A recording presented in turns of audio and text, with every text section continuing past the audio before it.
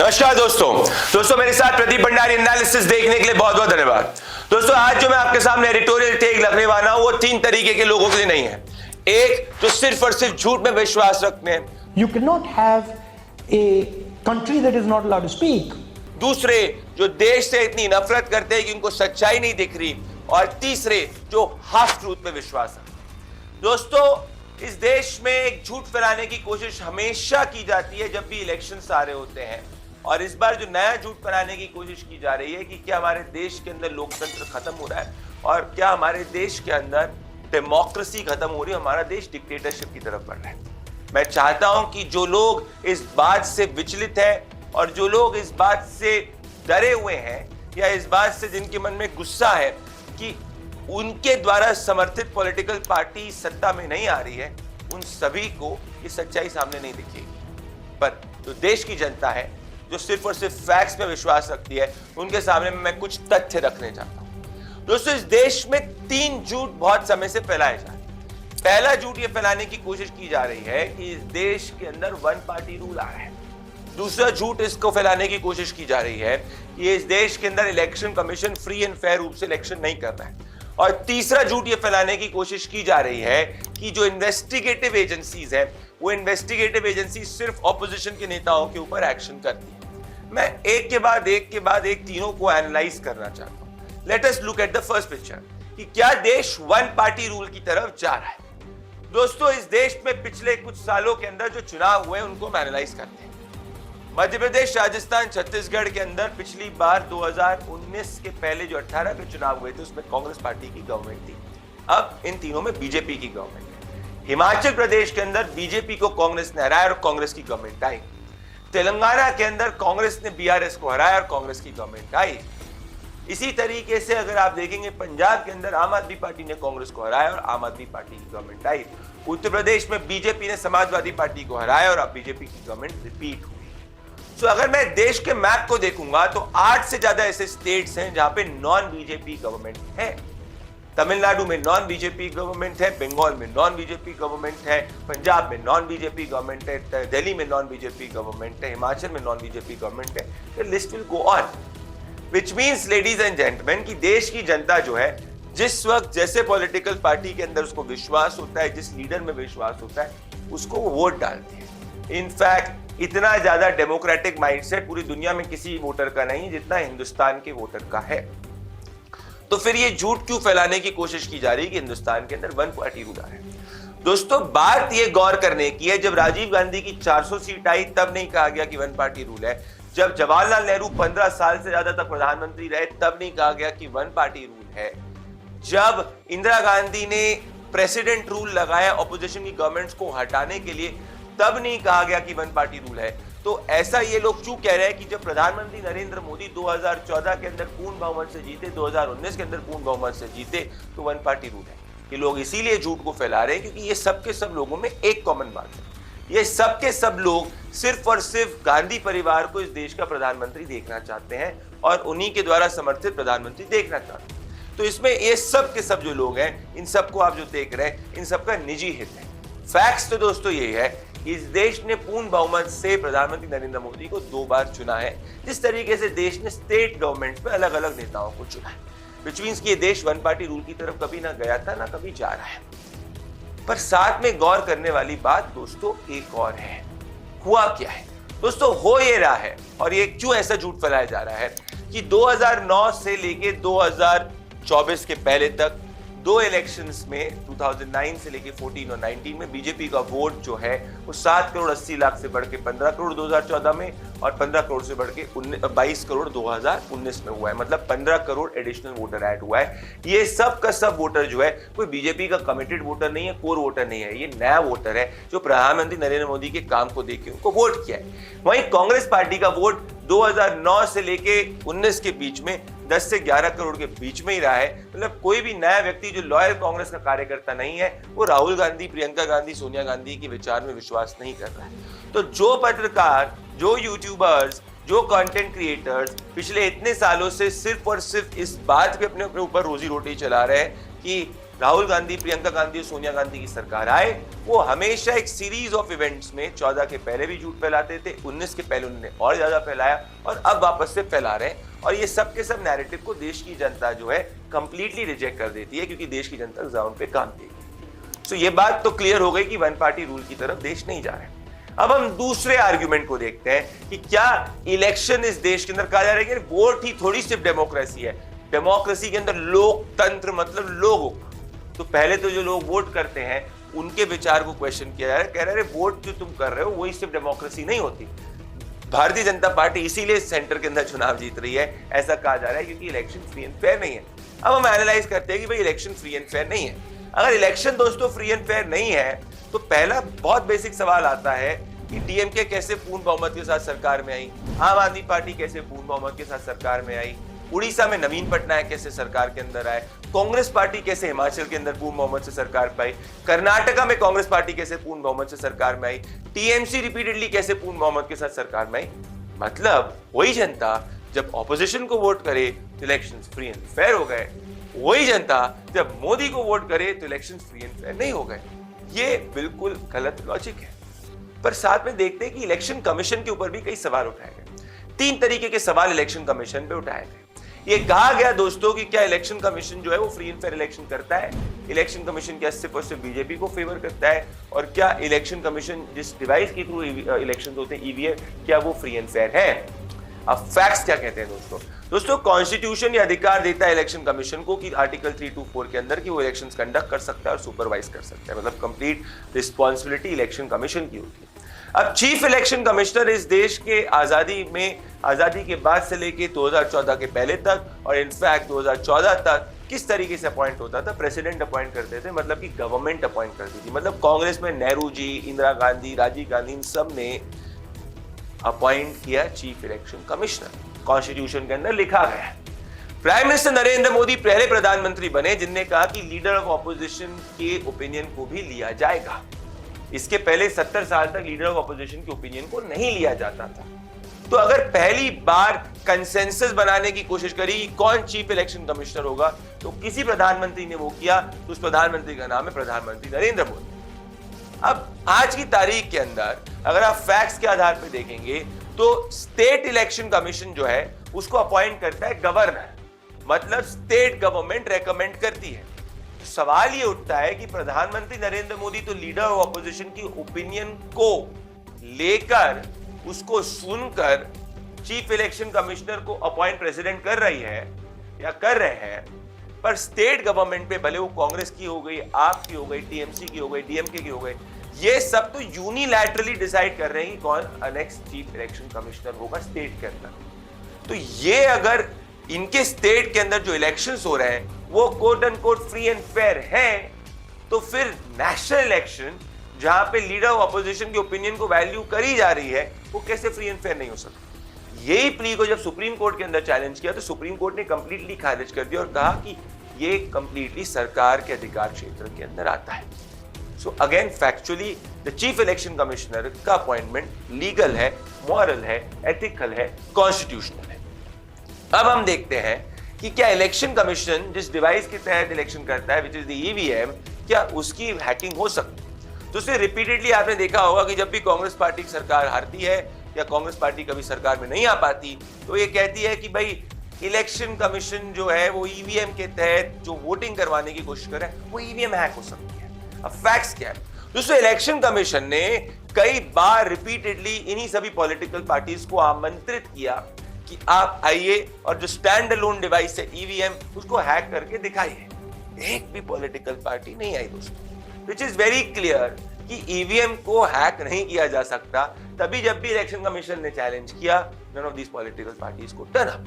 बात आई लोकतंत्र खतरे में रहने की, तो मुझे बंगाल के वो दृश्य याद आते हैं जब बैलेट बॉक्सेस को पोलिंग बूथ से लेकर ले लिया जाता था और वोट नहीं डालने दिया जाता था। ये भी पंचायत बोर्ड की घटना है। या मुझे याद आता है कि किस तरीके से 30% से ज्यादा लोग बंगाल के अंदर लड़ ही नहीं सकते और वहां से टीएमसी अपोज जीत गई थी, बिकॉज वहां पे किसी को ये करेज ही नहीं आया कि चुनाव लड़ सके, क्योंकि वहां पे इतना ज्यादा वायलेंस है। सो विच मीन्स क्लियरली कि चीफ इलेक्शन कमिश्नर का अपॉइंटमेंट लीगल है, मॉरल है, एथिकल है, कंप्लीटली ईवीएम को हैक नहीं किया जा सकता। अब तीसरा भी सुप्रीम कोर्ट ने जजमेंट दिया कि भाई इलेक्टोरल बॉन्ड्स के ऊपर, उसमें ऑपोजिशन के लोगों ने ये बोलने की कोशिश करी, देखो कि ये बहुत बड़ा जजमेंट है जिससे केंद्र की गवर्नमेंट को नुकसान हो। वो होगा कि नहीं होगा वो आगे फैक्ट्स बताएंगे, बट इस वक्त के फैक्ट्स क्या कह रहे हैं दोस्तों? इलेक्टोरल बॉन्ड्स के तहत सबसे ज्यादा प्रपोर्शन ऑफ जो फंड्स हैं वो बीजेपी को नहीं मिले हैं, सबसे ज्यादा प्रपोर्शन ऑफ फंड्स टीएमसी को मिले, फिर कांग्रेस को। टीएमसी के 90% ज्यादा जो फंड्स है, एज पर अगर आप डेटा देखेंगे, वो इलेक्टोरल बॉन्ड्स के जरिए है। कांग्रेस के 60% ज्यादा जो फंड्स है वो इलेक्टोरल बॉन्ड्स के जरिए है। बीजेपी के सिर्फ 50 to 52% ऑफ द फंड्स है जो इलेक्टोरल बॉन्ड्स के जरिए है। तो अगर ये कहते हैं कि इलेक्टोरल बॉन्ड स्कैम है, तो स्कैम के अंदर सबसे ज्यादा योगदान तो टीएमसी और कांग्रेस का। फिर एक और आर्ग्यूमेंट दिया गया दोस्तों कि जो स्पेंडिंग लिमिट है इलेक्शन कमीशन की, उस स्पेंडिंग लिमिट से ज्यादा सिर्फ एक political party which is the BJP वो स्पेंड कर रही है। अब फैक्ट्स क्या है दोस्तों? फैक्ट्स इस वक्त ये है कि जो कंप्लीट इलेक्शन लिमिट को अगर मैं देखना चाहूंगा, जो इलेक्शन कमीशन ने डिसाइड किया है, उसके हिसाब से 400 से 460 करोड़ के हिसाब अराउंड की आप पूर्ण रूप से स्पेंडिंग कर सकते हैं। कांग्रेस पार्टी ने 52 सीट जीतते हुए 860 और 8 करोड़ की फंड की खर्च करा है। वेराज भारतीय जनता पार्टी 303 सीट्स जीत के 1000 करोड़ से ज्यादा की उसकी स्पेंडिंग हुई है। मतलब जिस पॉलिटिकल पार्टी ने 6 गुना सीट्स ज्यादा जीती, उसका जो स्पेंड है वो दूसरी पॉलिटिकल पार्टी से मार्जिनली ज्यादा है। तो अगर स्पेंडिंग लिमिट को क्रॉस करा गया है, तो स्पेंडिंग लिमिट को क्रॉस हर पॉलिटिकल पार्टी ने किया है, पर अगर डिस्प्रपोर्शनेटली किसी ने किया है फैक्ट्स के आधार पर, तो कांग्रेस पार्टी ने किया है। और दोस्तों, जब इलेक्शंस होते हैं, ये आप एक्सपीरियंस से देखेंगे, किसी भी एक्सपर्ट से पूछेंगे कि इलेक्शंस के अंदर आपको रैलीज करनी होती है, आपको पेट्रोल का खर्चा देना होता है, अपने कार्यकर्ताओं को खाना खिलाना होता है, आपको जनता के पास में पहुंचना पड़ता है, तमाम ऐसे खर्चे आते हैं। इसीलिए कई बार से एक्सपर्ट्स ने कहा है कि आप स्पेंडिंग लिमिट को बढ़ा दीजिए। तो just because political party spending limit से ज्यादा खर्च कर रही है, इसका यह मतलब नहीं है कि इलेक्शन फ्री एंड फेयर नहीं है। इसका यह मतलब है कि इस रिफॉर्म की जरूरत है जिसमें स्पेंडिंग लिमिट को बढ़ा दिया जा सके, क्योंकि हमारे देश के अंदर वोटर क्वांटिटी भी ज्यादा है और ये किसी भी पॉलिटिकल पार्टी, भले वो बीजेपी हो, कांग्रेस हो, आम आदमी हो, उसका यह हक है कि वोटर्स तक पहुंचे। That is something which is very natural. So दो बातें फैक्ट्स के तहत पे क्लियर हो गई। ए कि इलेक्शन के अंदर कोई भी फ्री एंड फेयर के ऊपर जो आरोप लगाए जा रहे हैं वो निराधार है, वो गलत है, फैक्ट्स के आधार पे डू नॉट स्टैंड। नंबर 2, हमारा देश कोई वन पार्टी रूल नहीं, मल्टी पार्टी की तरफ ज्यादा बढ़ रहा है और अलग अलग वर्डिक्ट्स आ रहे हैं। तीसरा, ये कहा गया कि भाई जो इन्वेस्टिगेटिव एजेंसीज एक्शंस ले रही है, वो इन्वेस्टिगेटिव एजेंसीज एक्शन सिर्फ और सिर्फ इस आधार पे ले रही है कि इस वक्त ऑपोजिशन के नेताओं को टारगेट किया जा रहा है। अब दोस्तों, फैक्ट्स क्या कह रहे हैं?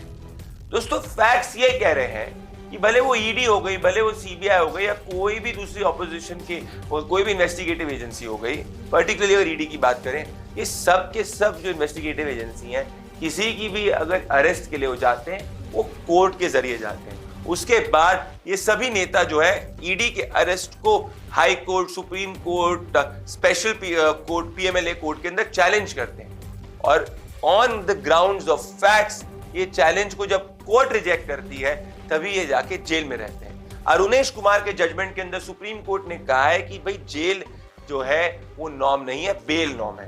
पर पीएमएलए के केसेस के अंदर ये कोई भी व्यक्ति को अगर आप रिमांड में लेते हैं, किसी भी व्यक्ति को अगर अरेस्ट करती इन्वेस्टिगेटिव एजेंसी, वो बिना कोर्ट के परमिशन के तहत अरेस्ट नहीं कर सकती।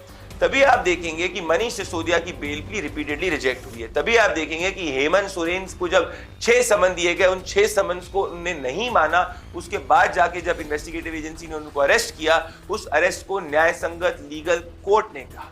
सो विच मीन्स व्हाट, कि भले वो ईडी हो गई, भले वो सीबीआई हो गई, ये सब के सब कोर्ट मॉनिटर्ड एक्शन ही ले रहे हैं। आपको याद होगा कि एक समय किस तरीके से सीबीआई को सुप्रीम कोर्ट द्वारा केज्ड पैरेट कहा गया था। अभी कोर्ट द्वारा कोई ऐसी टिप्पणी नहीं की गई है। अब जिस लॉ के हिसाब से ये investigative agency particularly ED act कर रही है, जो है पीएमएलए का एक्ट, इसको भी सुप्रीम कोर्ट के अंदर एक चैलेंज दिया गया कि अनकॉन्स्टिट्यूशनल, इसके अमेंडमेंट्स अनकॉन्स्टिट्यूशनल। सुप्रीम कोर्ट की 3 जजेस की बेंच बैठी थी दोस्तों, और इन 3 जजेस की बेंच ने विदाउट एनी डिसेंट ये जजमेंट दिया कि जो पीएमएलए के अंदर जितने भी अमेंडमेंट्स हुए हैं या जिस एक्ट के तहत इन्वेस्टिगेटिव एजेंसी ईडी एक्शन ले रही है, वो एक्ट प्योरली कंप्लीटली कॉन्स्टिट्यूशनल है, लीगल है।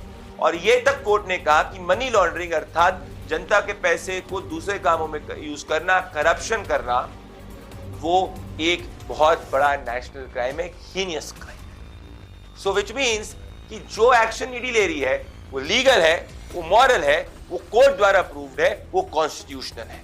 अब इसमें यह कहा गया कि भाई इन्वेस्टिगेटिव एजेंसी सिर्फ और सिर्फ ऑपोजिशन के नेताओं के खिलाफ क्यों एक्शन ले रही है। अब अगर इसको आप फैक्ट्स के आधार पर देखेंगे, भले वो असम हो गया, गुजरात हो गया या हरियाणा हो गया, या तमाम भारतीय जनता पार्टी के नेताओं के खिलाफ जहां एविडेंसेस हैं, वो एक्शन लिया गया है।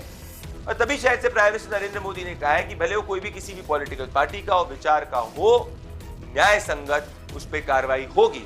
आप और मैं ये भूल नहीं सकते किस तरीके से जब बंगाल में पार्थो चैटर्जी के खिलाफ कार्रवाई हुई तो उन्हीं के रिलेटिव के वहां से कितना सारा कैश निकला।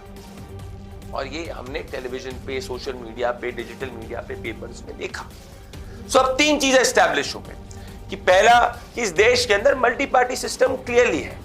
दूसरा, ये एस्टैब्लिश हो चुका है कि इलेक्शन कमीशन जो है, इनफैक्ट इस देश के हर नागरिक को इलेक्शन कमीशन को सैल्यूट करना चाहिए। जो आप भले यूएस हो गया, पाकिस्तान हो गया, तमाम कहीं भी कंट्रीज को उठा के देख लीजिए, अगर सबसे ज्यादा फ्री एंड फेयर का इलेक्शन होते हैं, इतने बड़े quantity of voters 95 crore eligible voters के हिसाब से कहीं होते हैं, तो सिर्फ और सिर्फ वो देश के अंदर होते हैं, भारत के अंदर। तीसरा, जितना भी एक्शन इन्वेस्टिगेटिव एजेंसी ले रही है वो प्योरली न्याय संगत है, लीगल है, it is justified, legal, constitutional. अब इसके साथ में ये कहा गया कि भाई अभी की जो गवर्नमेंट है, ठीक है वो एक्शन में आ रही है, पर डेमोक्रेसी में माइनॉरिटी की वॉइसेस को दबाया जा रहा है। फैक्ट्स क्या कह रहे हैं दोस्तों? फैक्ट्स ये कह रहे हैं कि गवर्नमेंट की, अगर let's say I take the data point of scholarships, इसमें 50% से ज्यादा जो स्कॉलरशिप्स है उसका जो फायदा उठाया जा रहा है या उसके जो बेनिफिट्स अवेल किए जा रहे हैं वो मुस्लिम कम्युनिटी, माइनॉरिटी कम्युनिटी द्वारा किए जा रहे हैं और प्रोपोर्शन के हिसाब से दिए जा रहे हैं। अब प्रोपोर्शन के हिसाब से फंड्स दिए जा रहे हैं स्कॉलरशिप के, भले वो किसी भी कम्युनिटी का व्यक्ति हो गया। एक भी गवर्नमेंट स्कीम के अंदर धर्म के आधार पे डिवीजन नहीं है, डिफरेंशिएशन नहीं है। अब ये कहा गया कि भाई देखो केंद्र की गवर्नमेंट है पर इट डज नॉट सिलेक्ट और it does not appoint the Muslims. अब अगर आप देखेंगे इसमें सच्चाई क्या है कि अभी के यूपी की म्युनिसिपल पोल्स में 300 से ज्यादा मुस्लिम समुदाय के लोगों को बीजेपी ने टिकट दिया।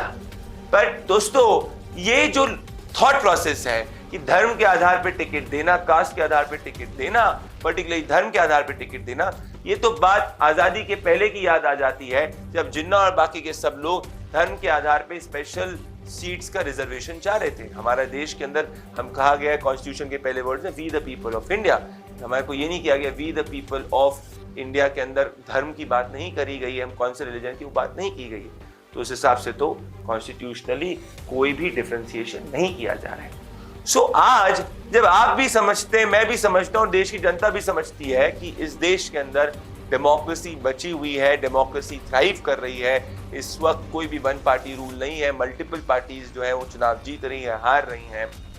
इसके अंदर election commission free and fair election कर रहा है, इन्वेस्टिगेटिव एजेंसी करप्शन के खिलाफ एक्शन ले रही है और इस देश के अंदर minorities as safe and secure compare to any other country है। तो फिर इन सब की दिक्कत क्या है दोस्तों? जैसे मैंने आपको कहा, इन सब की दिक्कत यही है कि ये चाहते हैं कि गांधी परिवार सत्ता में आए और नहीं आ पाए और इनको नरेंद्र मोदी से चिढ़ है। इनको प्रधानमंत्री नरेंद्र मोदी से चिढ़ क्यों है? whereas जहां जनता को उनसे प्यार है।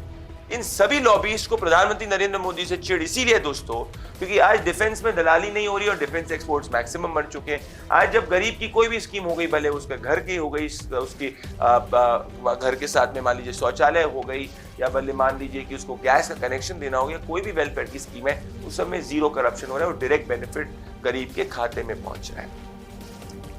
इसीलिए इन सबको दिक्कत है क्योंकि इनका सेल्फ इंटरेस्ट जो है वो हर्ट हो चुका है, क्योंकि इनका सेल्फ इंटरेस्ट नेशनल इंटरेस्ट से परे था।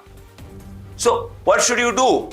आपको कुछ नहीं करना है दोस्तों, आपको सिट बैक करना है, रिलैक्स करना है और कोई टेंशन लेने की जरूरत नहीं है क्योंकि आप इस दुनिया के सबसे मजबूत लोकतंत्र भारत के अंदर है। मेरे साथ प्रदीप भंडारी के साथ इस एक्सक्लूसिव एनालिसिस में, जहां हम कोई टेलीप्रॉम्प्टर का इस्तेमाल नहीं करते, फैक्ट्स ग्राउंड से बोलते हैं, जुड़ने के लिए बहुत बहुत धन्यवाद। नमस्कार।